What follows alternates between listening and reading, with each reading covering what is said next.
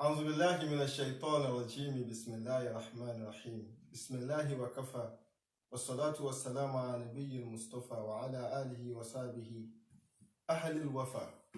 أما بعد، نرحب بكم أيها المشاهدون الكرام إلى حلقة اليوم في برنامجكم برنامج مستشفى القلوب. فهنا اليوم نستضيف في هذه الحلقة أخانا الفاضل الذي قدر الله أن يحصل على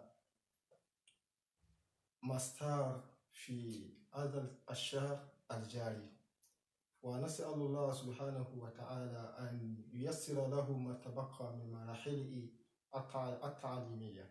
فذلكم الأخ كمال الدين أجنى الناس شاكر الله. فموضوع حلقتنا اليوم وموضوع الذي قدم به أطروحته لنيل هذه الشهادة، وهو التصوف في المجتمع النيجيري المعاصر. Ntí a fẹ́ sọ̀rọ̀ nípa rẹ̀ lénìí, òun náà ni pé a fẹ́ sọ̀rọ̀ nípa Sufism in modern Nigerian society. Pé ká wo bí tasawuf tí a sọ wípé ní à ń ṣe, tápọ̀lọpọ̀ àwọn èèyàn wa tí wọ́n ń polówó tí wọ́n ń sọ, báwo ló ti dì, báwo ló ṣe dì ní society wa ní Nàìjíríà. Òun ni àfáà ni wọ́n fi ṣe thesis tí wọ́n fi gba master wọn, kí Ọlọ́run kó mọ́sẹ̀ bá fi àlùbáríkà sí. Àwa fẹ́ kí wọ́n bá wa sọ̀rọ̀ lórí mọ̀ọ́dún yìí, ká fi ṣàǹfààní fúnra wa, ká sì fi kí gbogbo àwọn olólùfẹ́ wa tí wọ́n kí wọn, tí wọ́n bá wọn ṣe àjọyọ̀ wípé ní Ọlọ́run tún kádàrá kí àfáà tún ṣe àṣeyọrí kan nínú ìgbésẹ̀ ìwà mímọ́. Àmọ́ ká tó máa bá ọ̀rọ̀ lọ, ẹ bá wa sálámà sí gbogbo ilé. Assalamu alaikum wa rahmatullahi wa barakatuhu. Wa alaikum assalam wa rahmatullahi ta'ala wa barakatuhu. Tí a bá wo topic tí àfáà tí wọ́n fi ṣe tẹ́wọ́n kọ thesis wọn lé lérí, tá a pè ní at-tasawwuf fil mujtama' Nigeria al-mu'asir, a rí i pé ní topic ńlá kan tí ó já sí pé tí èèyàn bá fẹ́ treat ẹ̀, àfi kí èèyàn ṣe pẹ̀lẹ́pẹ̀lẹ́ kó tó sọ̀rọ̀ lórí ẹ̀. Torí pé ní èèyàn fẹ́ ṣe wasfu al-waqi', òun ni a fẹ́ sọ̀rọ̀ lórí society generally. So ó gbà kí torí ẹ̀rọ ajé ká fẹ́ wá béèrè kí ni àwọn ishkaliyat tó já sí pé ní tá a bá fẹ́ sọ̀rọ̀ yìí, òun náà lágbọ́rọ̀ kọ́kọ́ ti síwájú. Káwo báwo ni tasawuf ṣe rí lánàá, báwo ló ṣe dì lénìí, kí ló fà á tó fi já sí pé ní ọ̀pọ̀lọpọ̀ àwọn tí wọ́n láwọn ń ṣe tasawuf lénìí, a máa gbọ́ àwọn negative information nípa wọn, tàbí àwọn nǹkan tá a máa rí tó já sí pé àríkà kìíní ṣé báwọn ìtànà náà ṣe ṣe nìyí. Àwọn kìíní ni a fẹ́ kí a jọ gbé yẹ̀wò, káwo báwo ló ti yẹ kó rí gan, báwo ló ti wá dì, báwo la sì gbọdọ̀ wá ṣe táfi padà sí báwo àwọn tànà ti ṣe tí ó fi já sí pé ní n ò ní máa bú wa, n ò ní máa bú wọn. Àmọ́ ṣáájú ká tó wọnú àwọn ọ̀rọ̀ wọ̀nyí, àkọ́kọ́ ó ní pé ní kí a sọ nípa kí ní jẹ́ tasawuf gangan àti kí ni wọ́n gbà lérò pẹ̀lú tasawuf. Torí a rí i pé ní táàmù ni mùsítọ́là ni tí wọ́n ń lò. So ma huwa tasawuf wa mal maqsudu minhu, ìyẹn ni àkọ́kọ́ tá a fẹ́ kí bá wa ṣàlàyé ní ṣókí. mo dúpẹ́ ní ọwọ́ yín, ashkurukum kathiran. A'udhu billahi minash shaitanir rajim. Bismillahir rahmanir rahim.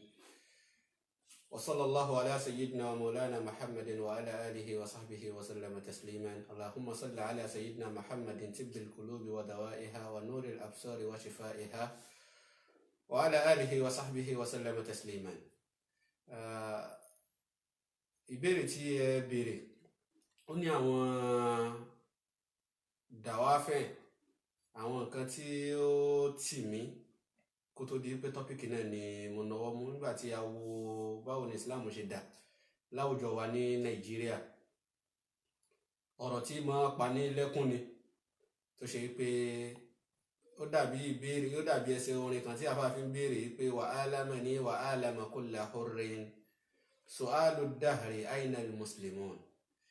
So kíní náà ni ó tì mí pé tó báwo la ṣe fẹ́ rí solution sí àwọn problems tó ń fèsì, àwọn challenges tó ń fèsì mùsùlùmí àti Islam ní Nigerian society. So kò wá sí báyìí fẹ́ sọ̀rọ̀ Islam tá à ní sọ̀rọ̀ tasawuf ní Nàìjíríà. nítorí wípé pẹ̀lú tasawufu yìí náà ní Islam fi wọlé sí Nàìjíríà pẹ̀lú ìrọwọ́rọsẹ̀ yàtọ̀ sáwọn ìlú míì tó ṣe pé pẹ̀lú conquest ní Islam fi wọlé, wọ́n jagun wọn kó tó di pé àmọ́ ní Nàìjíríà Islam wọlé ní ìrọwọ́rọsẹ̀ ni pẹ̀lú tasawufu ni. Kí ni ó fà á tó fi jẹ́ pé kí ni àwọn nǹkan tí ó bí bẹ́ẹ̀? Òun náà ní pé tasawufu nínú àwọn àṣà tó wà fún tasawufu náà ní pé báwo la ṣe fẹ́ bára wa ṣe tá à ní sọ wípé ìwọ ò kí ń ṣara mi, báwo ni mo ṣe fẹ́ fa ara lékejì, báwo mo ṣe fẹ́ fà á mọ́ra, tó jẹ́ pé òun náà ni lúbù ìsìláàmù tí ìsìláàmù ń gbé wá. So kí wá ni wọ́n pè ní tasawufu? Wọ́n pín tasawufu sí ọ̀nà méjì. So níbi pípín yìí náà láti gbọ́ kí ni ìtumọ̀ tasawufu yìí. So tasawufu ẹ̀ka àkọ́kọ́ tó mú dání náà ni ìwà. Lẹ́ẹ̀fì rí tí wọ́n bá ń bi àwọn àfáà mi léèrè yìí pé kí ni wọ́n pè ní tasawufu, tó bá tú lọ tó túbọ̀ fún yín yóò jẹ́ kẹ́ mọ̀ yìí pé nǹkan tó ń pè ní tasawufu ńkọ́ òun náà ni ìwà. Débi wípé àfáà wa àgbà Abul Qasim al-Junaid ó sọ nínú ọ̀rọ̀ rẹ̀, àfáà náà kú ní 297.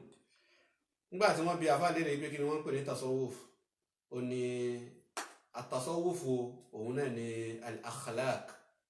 Nǹkan tó ń pè ní tasawufu òun náà ni ìwà. Wa man zadaka bi khuluqin faqad zadaka bit tasawuf. Ẹni tó bá fi wà bẹ́ẹ̀ lò tó fi wà báyẹn ṣe, onítọ̀hún yẹn ó ti fi tasawuf, ó ti fi súfì, ó ti fi bẹ́ẹ̀ lò náà nìyẹn. So tí àwọn àpapọ̀ àwọn àfáà sì jẹ́ oyé wa wípé la mashahata fil istilah, wípé terminology kò sí èèwọ̀ ńbẹ̀ lódiwọ̀n ìgbà tí terminology tí a bá fẹ́ lò fún nǹkan tí Islam ò bá ti ṣe ní èèwọ̀. So kò sí nǹkan tí a lè sọ nǹkan irú pépà yìí sì yín mo lè wò pé ókè o, orúkọ báyìí ni mo fẹ́ jẹ́ kí pépà yìí máa jẹ́, tí ò bá ti kí ń ṣe terminology tí Islam kọ̀ fún wa. So èyí tí yóò kàn wá ń bẹ̀ ni pé nǹkan tí terminology yẹn kó sínú ṣé nǹkan tí Islam faramọ́ ni. So bẹ́ẹ̀ náà ni tasawuf. So ohun tí wọ́n pè ní tasawuf òun náà ni ìwà lẹ́ka kan. So wọ́n á dẹ̀ máa tún pé tasawuf náà òun náà ni àlákọ̀ ẹ̀dá ènìyàn pẹ̀lú Ọlọ́run. So báwo ni mo ṣe mójútó ohun tọ́lọ́run bá pa mí láṣẹ rẹ̀, àwọn nǹkan tó sọ pé kí n má dé díẹ̀ ṣé mo jìnnà sí. So ẹni tó bá ti mójútó gbogbo àwọn kinní yìí, onítọ̀hún yẹn náà onísúfì ni ní ẹ̀gbẹ́ kan. So ní ṣókí nǹkan tó ń pè ní at-tasawuf tí àpapọ̀ àwọn àfọ́ onísúfì náà panupọ̀ lé lórí wọn ní òun ni al-akhlaq al-hasana, ìwà rí, ìwà dáadáa. Kẹ́ fi ìwà bá Ọlọ́run lò, kẹ́ fi ìwà tó dáa bá àwọn ẹ̀dá tọ́lọ́run náà dá kẹ́ fi lò. Lábẹ́ ìtọ́rù hadisi tí Sayyidina Umar gbà wá, tí Màláíkà Jibril wá sọ́dọ̀ Ànábì Muhammad sallallahu alaihi wasallam tó bi léèrè àwọn ìbéèrè tó pọ̀. Ìbéèrè àkọ́kọ́ ó bi léèrè pé akhbirni anil islam. Ìbéèrè kejì ó bi léèrè pé akhbirni anil iman. So ẹlẹ́ẹ̀kẹta wá ní akhbirni anil ihsan, tí ó ń sọ fún Ànábì pé ká Ànábì ṣàlàyé fún òun kí ni wọ́n pè ní dáadáa. Ànábì wa ń sọ fún yín pé huwa an ta'budallaha ka'annaka tarahu. Òun ní pé kó máa sin Ọlọ́run gẹ́gẹ́ bí ìgbà tí òun rí. Sísin lọ́hùn yẹn nínú àhíyàwó, kó sin Ọlọ́run lára Ọlọ́run fúnra rẹ̀. An ta'budallaha fi dhatillah, kó dẹ̀ sin Ọlọ́run náà níbi àwọn nǹkan tọ́lọ́run ọba dá. Ẹni tó bá ń sin Ọlọ́run lára nǹkan tọ́lọ́run ọba dá kò ní yan ọmọlàkejì jẹ nígbà tó mọ̀ yìí pé Ọlọ́run ọba tó dá ń bẹ ń tòsí. Bóun bá yàn jẹ, Ọlọ́run yóò gbẹ̀tọ́ onítọ̀hún yẹn lọ́wọ́ rẹ̀. So kó sin Ọlọ́run lára ẹ̀dá Ọlọ́run, kó sin Ọlọ́run lára Ọlọ́run ni wọ́n pè ní tasawuf ní ṣókí. A dúpẹ́ fún yín lórí àlàyé tí ẹ bá wá sí lórí tasawuf yìí. A rí pé tá a bá wo àlàyé tí wọ́n kọ̀ dámọ̀ fún wa, wọ́n sọ lọ́nà tí ó gbà yé gbogbo àwa tí à ń gbọ́ wa àti àwa tí à ń wò wá. Mi ò jẹ́ kí wọ́n gbé wa ní sí rárá pé tààríf tó yọ̀dọ̀ àwọn onímọ̀ntìk, àwọn tí wọ́n mójútó logic.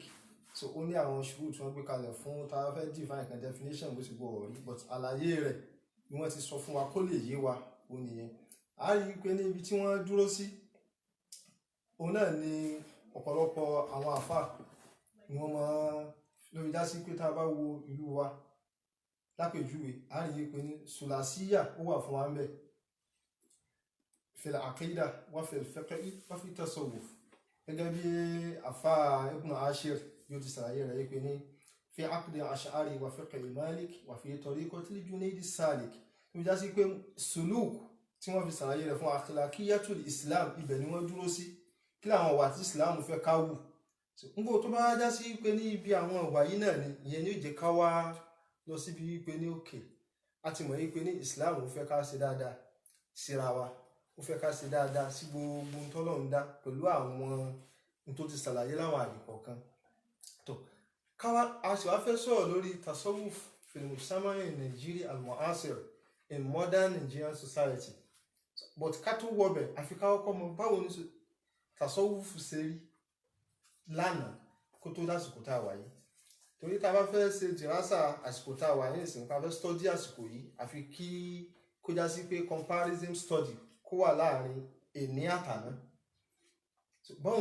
kí ni àṣàrò tasawuf fil mujtama' Nigeria al-qadim. tí a bá wo Nàìjíríà nígbà tí a tọwọ́ bọ inú ìtàn báwo ni Islam ṣe wọ Nàìjíríà báwo ló ti rìn báwo ló ti gbéra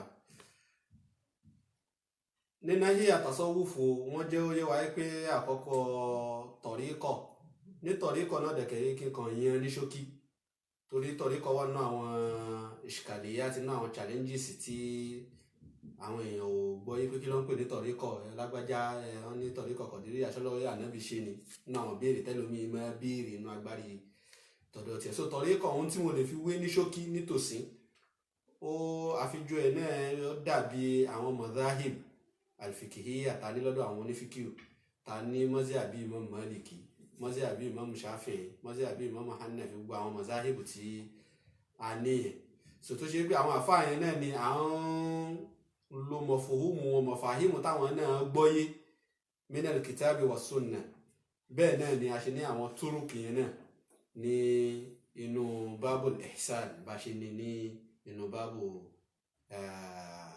títí fiqh lọ́hùn so bẹ́ẹ̀ ni àwọn tọ̀ríkọ̀ tó kọ́kọ́ wá wọ Nàìjíríà nínú ìtàn tí agbóhùn náà ní tọ̀ríkọ̀ Qadiriyya àfà tí ó sì mú wọ Nàìjíríà òun náà ní àfà wa àgbà tí wọ́n ń pè ní Al-Maghili so àfà náà nígbà tí ó ṣe dáwà tó gbé dáwà Islam wọ Nàìjíríà ó gbé wọlé pẹ̀lú tasawufu ni tasawufu Qadiri ni ó gbé papọ̀ mọ́ so pẹ̀lú Qadiriyya yìí náà ló sì láǹfààní ó jẹ́ kí nashru dáwà rẹ̀ wípé kó fún Islamic propagation rẹ̀ láti fún ká ó jẹ́ ó rọrùn fún so àwọn ẹ̀kọ́ tó wà nínú tọ̀ríkọ̀ Qadiriyya bóyá lófin ní pé báwo là á ṣe bára ẹni lò kí láṣà tí ẹni tó bá wà ní tọ̀ríkọ̀ Qadiriyya kí làwọn ọ̀wà tó gbọ́dọ̀ wù àwọn ìrìn wo ló gbọ́dọ̀ rìn báwo ló ṣe gbọ́dọ̀ bára àdúgbò ṣe báwo ló ṣe irú ọ̀rọ̀ wo ló gbọ́dọ̀ sọ irú èwo là gbọ́dọ̀ bá ń díẹ̀ àwọn àwámírù Ọlọ́run tí Ọlọ́run sọ pé ká ṣe àwọn wákàtí 5 ni ká gbààwẹ̀ ni báwo ló ṣe gbọ́dọ̀ ṣe after tó bá wá ṣe tán àwọn nàwáfìlù wo ló gbọ́dọ̀ tó fi tún kún tàdé mọ̀ wípé nàwáfìlù yìí náà wà ní hadisi tí àfáwà Imam Bukhari tí wọ́n gbà wá tí sahaba gbani Abu Huraira tó gbà látọ̀dọ̀ náà Muhammad sallallahu alayhi wa sallam nígbà tí Ànábì ń sọ fún ìpè kò sí nǹkan tó dùn mọ́ Ọlọ́run tó tó wípé kí ẹ̀dá ènìyàn kí ó ṣe nǹkan tí Ọlọ́run bá pa á láṣẹ nínú àwọn wákàtí 5 ni ìrun ni gbogbo àwọn àwámírù Ọlọ́run lẹ́yìn ìgbà tó bá wá ṣe tán Ànábì wa ń sọ nínú hadith náà tí Ọlọ́run gbọ́nà Ànábì sọ̀rọ̀ pé wa ma zala abdi yataqarrabu ilayya bin nawafil hatta uhibbahu lẹ́yìn ìgbà tẹ́rú bá wá mójútó àwọn ọ̀ràn èèyàn tá a pa á láṣẹ yìí tán ẹrú mi kan ò wá ní yẹ̀kò ní ìgbò tí ó mọ súnmọ́ mi pẹ̀lú àwọn ilé iṣẹ́ kan nígbà tó ti mójútó ọ̀ràn èèyàn tán lápèjúwe ó kírun àsùbá tán so àwọn náfìlà tó bá tún tẹ̀lé tó bẹ̀rẹ̀ sí ní yàn náfìlà dùhà ó yàn ó kan irun zúrì náà náfìlà tó wá síwájú ẹ̀ ó yàn èyí tó wà lẹ́yìn ẹ̀ náà ó yàn nígbà tó débi ọ̀rọ̀ ní owó dé ọ̀rọ̀ olówó náà ó yan zàká tó jọ̀ràn yàn lẹ́yìn zàká náà ó tún ṣe sàárà bẹ́ẹ̀ náà làwẹ̀ sọ wa ma zala abdi yataqarrabu ilayya bin nawafil hatta uhibbahu fa idha ahbabtuhu kuntu sam'ahu alladhi yabsiru bihi yasma'u bihi so ẹrú mi ò ní yẹ kò ní ibò tí ó mọ súnmọ́ mi pẹ̀lú àwọn ìlélé iṣẹ́ àwọn extra activities lẹ́yìn ìgbà tó ti ṣe ọ̀ràn èèyàn tán so tó wá ṣe bẹ́ẹ̀ títí tèmi Ọlọ́run fi nífẹ̀ẹ́ rẹ̀ tahqiqul mahabba ìyẹn náà wà nínú àwọn maqasid, nínú àwọn aims and objectives tá a fẹ́ mú nínú tasawuf, ọ̀rọ̀ ìfẹ́. So báwo la ṣe fẹ́ achieve ìfẹ́ lọ́dọ̀ Ọlọ́run, báwo la ṣe fẹ́ achieve ìfẹ́ lọ́dọ̀ àwọn ará àdúgbò. So tẹ́rù Ọlọ́run fi wá súnmọ́ Ọlọ́run pẹ̀lú gbogbo àwọn ilé iṣẹ́ yìí tó fi wá dẹni tọ́lọ́run ń fẹ́. So Ọlọ́run wa ní tí bá fi wá nífẹ̀ẹ́ rú mi bẹ́ẹ̀, bó bá gbọ́ nǹkan yóò mọ gbọ́ pẹ̀lú èmi Ọlọ́run ni, nǹkan tó bá rí yóò mọ fi àṣẹ èmi Ọlọ́run ọba rí ni. So gbogbo àwọn màálìmù yìí, gbogbo àwọn ẹ̀kọ́ yìí tó wà nínú tọ̀ríkọ̀ kọ̀dìríyà náà ni àfa àwa Magili náà gbé dání tó fi ṣe nashru Islam. Ó ṣe bẹ́ẹ̀ títí nígbà tó tún kan àwọn tí wọ́n tún gba iṣẹ́ lẹ́yìn rẹ̀ náà. Ó kan àfa àwa àgbà Jibril Bùnà Umar, òun náà nashara Islam pẹ̀lú tọ̀ríkọ̀ kọ̀dìríyà yìí náà ni. Títí àfa àwa Al-Mukhtarul Kunti kọ̀dìríyà yìí náà lòun náà fi nashara Islam tó dẹ̀ jẹ́ ó rọrùn débi pé àwọn tí wọn ò kí ń ṣe mùsùlùmí pẹ̀lẹ́pẹ̀lẹ́ náà làwọn náà fi gba Islam nígbà tí wọ́n rí ìwà táwọn onísúfì yìí ń wù. Ṣé wà láwọn èèyàn ń wù yìí níwà dáadáa? Wọn ò lọ owó, wọn ò lọ ní lówó gbà, wọn ò ṣe 419, wọn ò parọ́ fún èèyàn, wọn ò bá yé ẹni ẹlẹ́ni jẹ́. Ṣùgbọ́n àwọn kìíní yìí ṣe àwọn èèyàn lójú lọ́yìn láwọn ẹlẹ́bọ tó ti wà nílẹ̀ àrògbó náà láwọn ìpínlẹ̀ tó wà nílẹ̀ ṣíwájú kí Islam tó dé Nàìjíríà. Ká máa sin òòṣà ni, oníkálukú wà kíní kan tí ó gbé síwájú tí ó mọ̀ sìn. Àwọn Ọlọ́bàtálá bẹ́ẹ̀, àwọn olómi, àwọn tó ń sin odò bẹ́ẹ̀, ogun bẹ́ẹ̀. So àwọn afáwà Al-Mukhtarul Kunti àtọmọ rẹ̀ náà Muhammad ibn Al-Mukhtarul Kunti kọ̀dìríyà iná lòun náà fi nashara Islam. Mo ti dárúkọ afáwà Jibril Bùnà Umar náà lẹ́ẹ̀kan. So òun náà ló gbé lé àwọn ọmọ kéwù rẹ̀ náà lọ́wọ́ afáwà Uthman Dan Fodio àtàbúrò rẹ̀ tí wọ́n ń pè ní Abdullahi ibn Fodio. So wọ́n kọ́ ẹ̀kọ́, gbogbo ẹ̀kọ́ tí wọ́n kọ́ lọ́dọ̀ àfà tún fi tọ̀ríkọ̀ kọ̀dìríyà iná tún fi lé wọn lọ́wọ́. Pẹ̀lú kọ̀dìríyà yìí, tasawufu kọ̀dìrí yìí náà ni àfa Uthman Dan Fodio náà lòun náà fi asasa dáúlà islamiyya ní asúrù tiẹ̀. So gbogbo àwọn impact yìí ń júwe ipa tí gbogbo àwọn èyí tí mo tì síwájú yìí ń júwe ipa wo ni tasawufu kó ní Nàìjíríà lánàá. Òun la fi ṣèjọba, òun la fi ń dájọ́ ẹ̀sìn, òun la fi ń dájọ́ ìlú, òun la fi ń yanjú ìjà, òun la fi ń ṣèyàwó. So tí yín jẹ́ níwọ̀nba díẹ̀, ṣókí díẹ̀ nínú àwọn apá tí tasawufu kó ní Nàìjíríà ní àná. Ọlọ́run jẹ́ kí Ọlọ́run kó wa dúpẹ́ fún yín. Ẹ rí i pé gbogbo wa tí à ń gbọ́ àwọn àfáà wa, ọ̀rọ̀ ni wọ́n sọ fún wa yìí nípa báwo ni ìwà táwọn oní tasawufu tí wọ́n lánàá ní Nàìjíríà, báwo ni wọ́n ti ṣe, báwo ni wọ́n ti rí, ṣé wọ́n dúró nahwal kitabi wa sunna ni àbí báwo. A rí i pé tí wọ́n sọ fún wa yìí ó túmọ̀ sí pé ní ìṣe wọn kò sépa sí tọ́lọ́run àti ànábì fẹ́. Ó sì jẹ́ kí àtijọba àti gbogbo nǹkan kí wọ́n bọ̀wọ̀ wọn, kí wọ́n máa gba ọ̀rọ̀ wọn, kó já sí pé ní gbogbo tí wọ́n fẹ́ ṣe wọ́n ń pa àwọn àfáà dá sí níjọ́ náà. Àmọ́ kí alábáwò lè ní, a rí i pé ní ó dàbí ẹni pé ní nǹkan ti fẹ́ mọ́ yí padà díẹ̀díẹ̀ pẹ̀lú ohun tí a bá àti ohun tí a rí táwọn èèyàn ń ṣe àti ń tà ń gbọ́ tí olúkálukú náà tí ara ń kan wọ́n pé àbáwọ̀ àwọn èèyàn ṣe lè máa ṣe báyìí.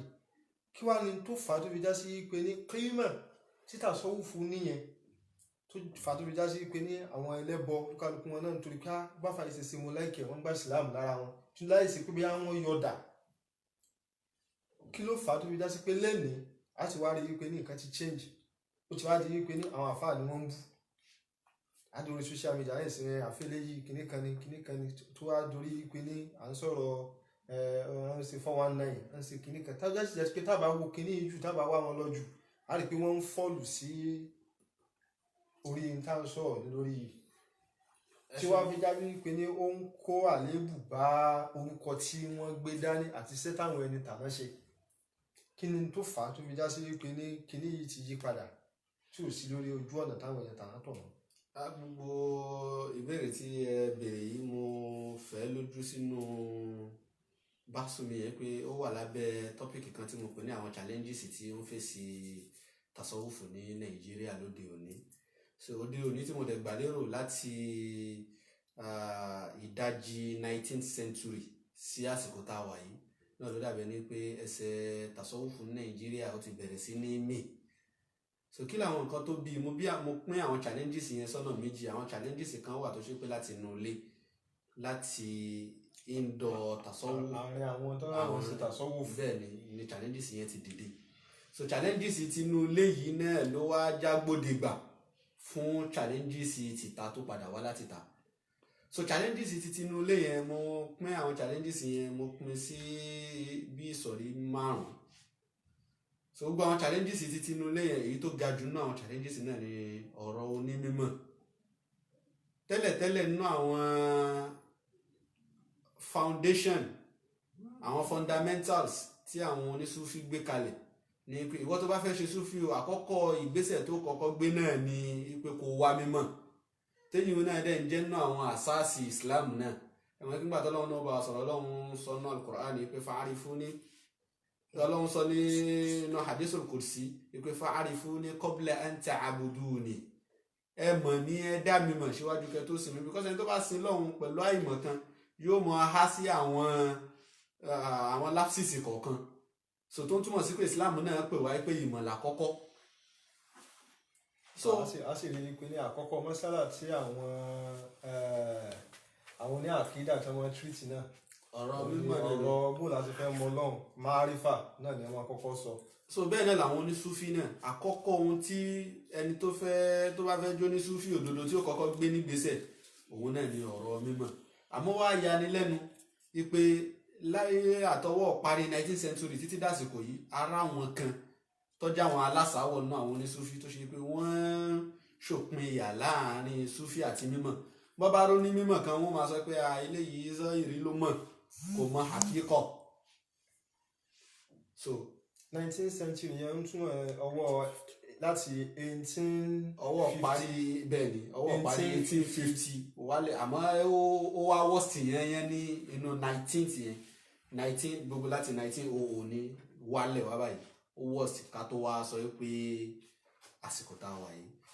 So ká ṣòpinya láàrin mímọ̀ àti súfí ó jẹ́ nínú àwọn ìpalára tó kó bá Islam wá di pé oníkálukú irú wá ògèrè wá bẹ́lẹ̀ iná bá ti dé bó bá ti wá nǹkan kan mélòó kan mọ́ra wọn òun náà di ṣéwù nìyẹn láàrin oṣù kan láàrin ọjọ́ mélòó kan ó di ṣéwù òjijì yóò máa wá sọra rẹ̀ lóríṣiríṣi yóò máa gboyè oríṣiríṣi bó bá ti rọmọ mélòó kan kó sẹ́yìn bíi kínní òun náà di àgbà àfà nìyẹn.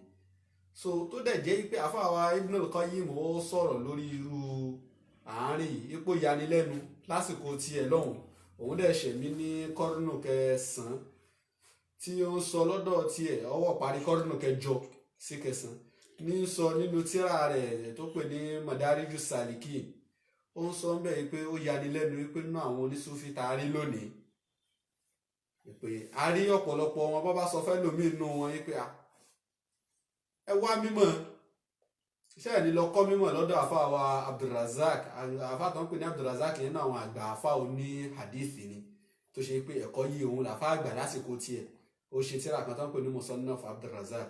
So tó yẹ wọn á sọ pé ẹ lọ sọ́dọ̀ àfa yìí kẹ́ lọ kọ́ mímọ̀ lọ́dọ̀ rẹ̀ ẹ lọ gbẹ̀kọ́ lọ́dọ̀ rẹ̀ kẹ́yìn náà dá àfa àgbà wípé àwa rí inú àwọn kan tó jẹ́ àwọn onífẹ̀ẹ́nú tẹ́ wọ́n wá ń sọ lásìkò wọn wípé kí làwọn fẹ́ wá mi kí làwọn fẹ́ lọ ṣe lọ́dọ̀ Abdulrazak tó ṣe pé àwọn mójútó ìmọ̀ al-Khallaq ìmọ̀ ọba tó ní Abdulrazak làwọn mójútó sókè àwọn onídìí káwọn ẹ̀ṣẹ̀ tó gbọ́dọ̀ Abdulrazak lọ. So bí máa ń irú àpèjúwe irú wọn jọ àwọn ti tòní táwọn sẹ́gbẹ̀tọ̀ kí làwọn ìmọ̀sọ́ ìrìwò làwọn wá kiri nígbà tí àwọn ti mójútó hakíkọ̀. So nínú àwọn ìpalára tá a kọ́kọ́ ní nìyẹn oníkálukú wá bẹ̀rẹ̀ sí ní máa wá sọ nǹkan tó hùn gbogbo nǹkan tẹ́nu bá ti bá so òun ló bọ̀ síta yóò bẹ̀rẹ̀ sí ní bì sáwùjọ. So ó ń jẹ́ challenges àkọ́kọ́. So challenges tó tún fèsì tasawuf nílẹ̀ Yorùbá òun náà ni hawa nafs ìfẹ́ inú yìí dẹ̀kẹ̀rẹ́ nínú àwọn ìpalára ńláńlá tó wà ńbẹ̀ Ọlọ́run bá ń sọ nínú Al-Qur'an pé afara'ayta man ittakhadha ilahahu hawa wa adallahu Allahu ala ilmi. So hawa nafs yìí bàbá alfa ńlá náà wọ́n ṣe ìṣára sí àwọn tí wọ́n ní ọ̀tọ̀ ní hawa nafs ọ̀tọ̀ sí ní nafsul hawa ìpè hawa nafs yẹn á rí lọ́dọ̀ ẹni tó ṣe pé bóyá òun náà ní mímọ̀ díẹ̀ àmọ́ mímọ̀ rẹ̀ náà ni ó fi máa wá twist gbogbo nǹkan tó bá fẹ́ lò. So nafsul hawa náà dẹ̀ wà lọ́tọ̀ á rí yẹn náà lọ́dọ̀ aláìmọ̀ kan. So Ọlọ́run wá ní afara'ayta man ittakhadha ilahahu hawa ẹ rí abẹ́ẹ̀rí ẹni tó ṣe yí pé ó mú ìfẹ́ inú rẹ̀ lọ́lọ́run, ìfẹ́ inú rẹ̀ ni ó mọ pàpẹ́kọ́ fún un. àwa náà gbọ́rọ̀ yín Abdul Jabbar ní Èkó ńgbà kan tó ṣe pé òun náà jókòó yóò kàn dìde pé tọ̀ òun bá àwọn màlẹ́kà ṣe mítìnì, òun bá òun àtàwọn ọlọ́run ṣẹ̀ṣẹ̀ jọ dìde sí i ni. gbogbo àwọn àgbákò ọ̀rọ̀ bẹ́ẹ̀ yẹn hawa nafsi náà ló bí gbogbo orú àwọn yẹn tọ́lọ́ wa sọ pé adallahu Allahu ala ilmi. so ìmọ̀ kékeré kan tó ní ìmọ̀ tánṣó díẹ̀ báyìí tó ní lọ́lọ́wọ́n bá fi jù ú nù ló kà á sí pé ìmọ̀ ti dé. so hawa nafsi yìí náà ní àwọn ìpalára tó kó bá tasawufu nílẹ̀ Yorùbá náà nìyẹn. náà àwọn ìpalára míì náà tó tún kó bá àwọn náà ní ad-da'awa wa shatahat àti da'awa nínú àwọn nǹkan tí àwọn àfọ onísúfí sọ̀rọ̀ lé lórí ni pé nínú àwọn àìsàn tí máa bá ẹni tó bá ṣẹ̀ṣẹ̀ gbéra nínú tasawufu ó dàbí àpèjúwe tí mo lè gbé wá lórí ẹ̀wọ̀n náà ni ọmọ obìnrin tó yẹ pé ó ẹ̀ṣẹ̀ bẹ̀rẹ̀ nǹkan oṣù. so yóò mọ èèyàn pé nǹkan tí ò rí tẹ́lẹ̀tẹ́lẹ̀ òun ni ó bẹ̀rẹ̀ sí ni máa wá pariwo ara rẹ̀ káàkiri pé òun máa rí nǹkan báyìí, òun rí nǹkan báyìí. ìyá rẹ̀ ni ó tètè pé sí àkíyèsí pé báyìí ló ṣe báyìí ló ṣe tọ́jú ara ẹ̀. so kì í sì ṣe nǹkan tá a máa polówó kiri. bẹ́ẹ̀ náà lọmọ tó bá ẹ̀ṣẹ̀ lóyún tó bá lóyún àkọ́kọ́ yóò mọ èèyàn. so bẹ́ẹ̀ ni ṣàtàhátì yẹn náà ṣe rí. bóyá ẹni tó ẹ̀ṣẹ̀ bẹ̀rẹ̀ sayru ilallah tọ́lọ́run bẹ̀rẹ̀ sí ni máa wá fi àwọn nǹkan díẹ̀ hàn, yóò máa wá kà sí pòun ti rí gbogbo nǹkan, yóò bá bẹ̀rẹ̀ sí ni máa wá sọ wórówóró. kí wọ́n sọ àwọn ọ̀rọ̀ táwọn èèyàn ní mọ̀ tí ó dábì tí náà sáwùjọ. yóò máa wá bẹ̀rẹ̀ sí ni máa wá sọ wórówóró. hadisi dẹ̀ sọ fún wa pé hadisi nasa ala hasabi uqulihim. ẹ bá àwọn èèyàn sọ̀rọ̀ bí làákàyè wọn bá ti mọ ọ̀rọ̀ tó bá ti mọ̀ yí pé ọ̀rọ̀ yóò bá àwùjọ mu wọ́n mọ̀ sọ. èwo ni kó máa wá sọ kóbokòbo kó máa wá sọ ọ̀nà dandan ta.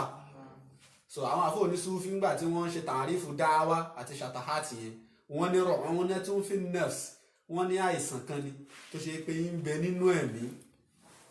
yìí máa sọ̀kalẹ̀ fẹ́ni tó ẹ̀ṣẹ̀ gbéra yí pé òun fẹ́ rìnrìn báwo lòun ṣe fẹ́ dọ́dọ̀ Ọlọ́run yí pé àmọ́ fayatallaffadhu al-ahmak.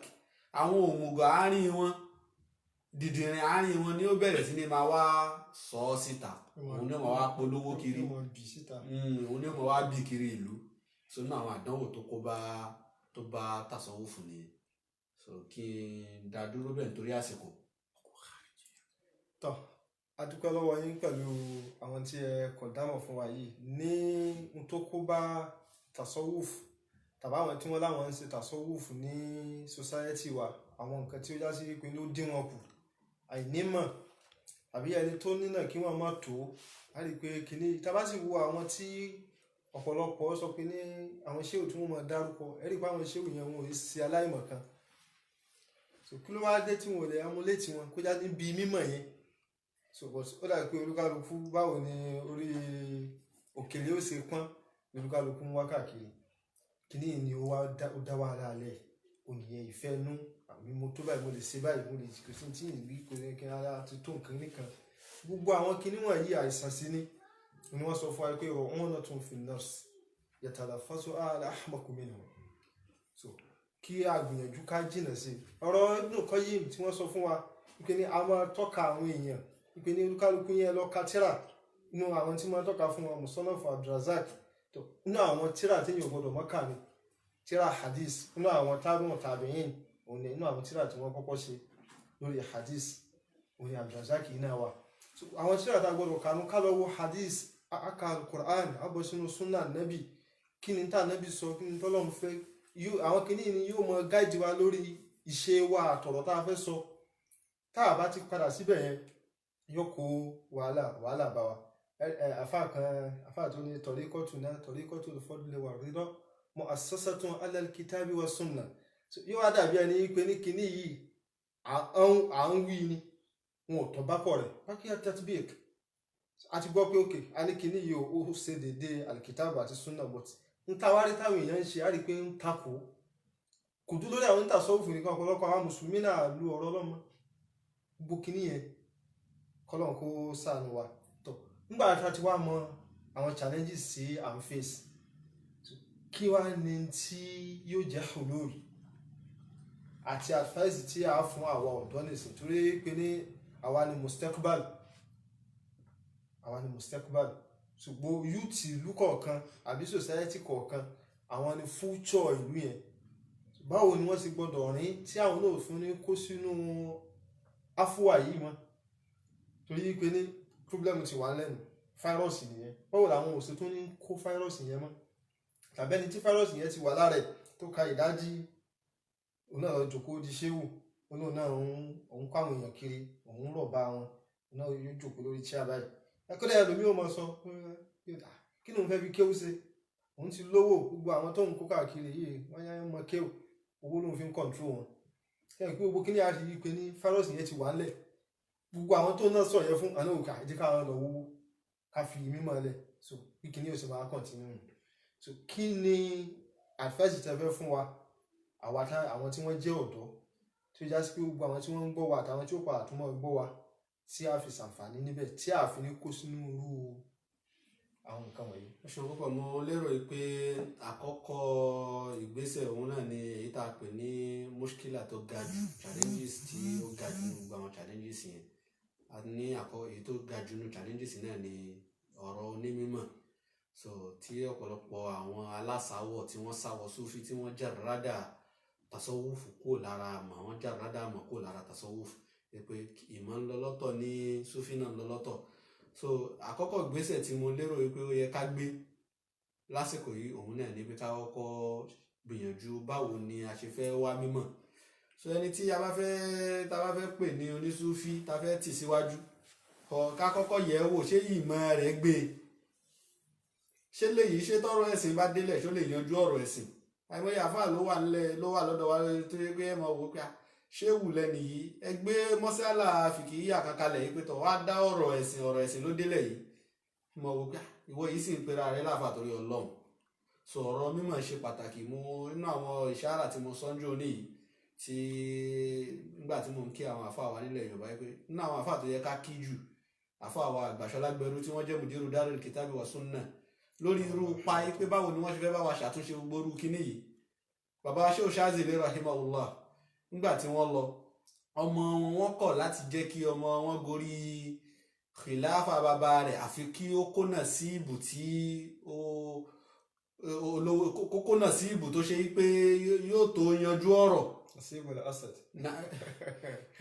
Nasiban la ba'sa bihi, pé káfa tó di khalifa. àfa àwọn aṣọlágbẹrú wa mójútó àárín yìí pé ọmọ àfọ ò ní jẹ khalifa àfi kó yanjú mímọ̀ rẹ̀ dé mustawa báyìí, ó gbọ́dọ̀ dé stage báyìí. Ká ní bẹ́ẹ̀ lọ́pọ̀lọpọ̀ àwọn àfa àgbà onísúfì náà bá ṣe nílẹ̀ Yorùbá, tasawufu wa ò ní rí rànràn bẹ́ẹ̀. Ó wá di pé àwọn ọ̀tá súfì náà wá dé, wọ́n bẹ̀rẹ̀ sí ní tigi bọ́ súfì, àwa rẹ̀ nìkan kan tó lè dìde pé tọ̀ kíní yóò rí bí ẹ ti wí yìí, àwọn wo ló fẹ́ wí, ẹni tó fẹ́ wí náà ìmọ̀ òpọ̀ ńlẹ̀ fún. So àkọ́kọ́ ìgbésẹ̀ náà ni pé ká kọ́kọ́ gbìyànjú báwo la ṣe fẹ́ padà sí di mímọ̀ ìmọ̀ ẹ̀sìn, kí mọ̀ yé wa, kí mọ̀ yanjú. So láyé ìsìn ọ̀pọ̀lọpọ̀ ọmọ míì tó ṣe pé bóyá Ọlọ́run kádàrá pé kí Ọlọ́run tètè pé bàbá rẹ̀ sọ́dọ̀. So ìjọ yẹn náà láti sọ pé kọ́mọ yìí náà wá jẹ khalifa bàbá rẹ̀. So bóyá ọmọ mi ò tí jáde sànàwí, èyí tó jáde sànàwí náà nù wọn mójútó Ọlọ́run ṣàánú ni. Sànàwí àgbọ́dọ̀ fi wé. So gbogbo àwọn ọmọ bẹ́ẹ̀ láwa kásá wà mímọ̀ ṣe pàtàkì. So títà àkọ́kọ́ ni. Ẹlẹ́ẹ̀kejì wa ni al-iltizamu bil kitabi wa sunnah, báwọn àfa àkọ́kọ́ yẹn ṣiṣẹ́. So gbogbo àwọn àfa yẹn wọ́n mójútó yí pé báwo la ṣe ní kọjá hududul kitabi wa sunnah, tí Kùránì àtàdísì náà ni wọ́n fi ṣe ìdájọ́ àtàwọn mọ̀fàhímù tí wọ́n rí gbà wá látọ̀dọ̀ àwọn sálàf. Àmọ́ lónìí ẹlòmíì ó kàn dìde pé ó dàbí ní pé kíní yìí mo lérò wípé ó wà òkè, ẹ jẹ́ kí èmi náà bẹ̀rẹ̀ sí ní ṣe, láì ní sọ pé kí ni ìhà tí Islam kọ sí kíní ẹ̀, ṣé Islam faramọ́ àbí ò faramọ́. So kíní yìí ló wá ti àwọn ẹlòmíì gẹ̀rẹ́gẹ̀rẹ́, ó di pé ẹ mọ̀ gbọ́ àwọn àkọ́bára àwọn ìró tí ò dá lọ́dọ̀ àfáà mi dológogoro, àfáà mi do ní, so gbogbo àwọn ìròyìn tí ò dá yẹn, gbogbo àwọn nǹkan tó ṣe pé yẹ kí a padà sí díẹ̀ nìyẹn. Nínú àwọn challenges tí mo rántí dárúkọ lẹ́ẹ̀kan, nínú àwọn challenges tó fèsì tasawuf òun náà ní kó ní kálukú ń ṣe lọ́tọ̀ọ̀tọ̀. So àtàásùbù tùrùkì iná ẹ̀ wà ń bẹ̀rẹ̀ pé tọ̀ kọ̀dìríyà lèmi mi ìfẹ́ bá tìjàníyà ṣe, tìjàníyà ní eléyìí òun náà fẹ́ rí kọ̀dìríyà. So gbogbo àwọn kíní yìí pín wa lọ́tọ̀ọ̀tọ̀, ó wá jẹ́ kọ́ta, ó jẹ́ kó easy fọ́ta láti rí wa mú. So àwọn ọ̀tá dẹ̀pọ̀. Inú àwọn ọ̀tá tó ga jù tó ń fèsì tasawufu ńlẹ̀ Yorùbá òun náà làwọn kìrìsìtẹ́nì. so London istimar gbogbo wọn náà ni wọ́n study báwo làwọn ṣe fẹ́ conquer Islam. Wọ́n wá àwọn wo ni wọ́n gbélé wá wo Islam dání, wọ́n rí pé àwọn onísúfì yẹn wọ́n mójútó Islam, so strategy táwọn fi tún ná ṣara Islam strategy tó yàtọ̀ ni. So wọ́n wá ń gbìyànjú kí báwo làwọn ṣe fẹ́ dojú àwọn onísúfì yìí délẹ̀. So gbogbo irú àwọn eléyìí ò wá sùn, àwa wá tún bára wá jà nulẹ̀. So aláàfẹ́ ríra wa, èmi ò fẹ́ gbélé ṣe, eléyìí náà ò fẹ́ báyìí èmi náà ṣe. So àfi ká gbìyànjú ká padà, ká gbìyànjú báwo la ṣe fẹ́ ṣọ̀kan. So nínú àwọn ohun tó lè jẹ́ solution sí àwọn problems tí wọ́n fèsì tasawufu ní ilẹ̀ Yorùbá nìyẹn. So nínú àwọn solution bákan náà, nínú àwọn àfa àwọn tasawufu ti tàná, nínú àwọn nǹkan tí wọ́n mójútó, ọ̀rọ̀ ká máa kàfàrà alágbájá kèfèrí ní kíníkan ní ẹ̀yẹn, wọ́n gbìyànjú wọ́n jìnà sí.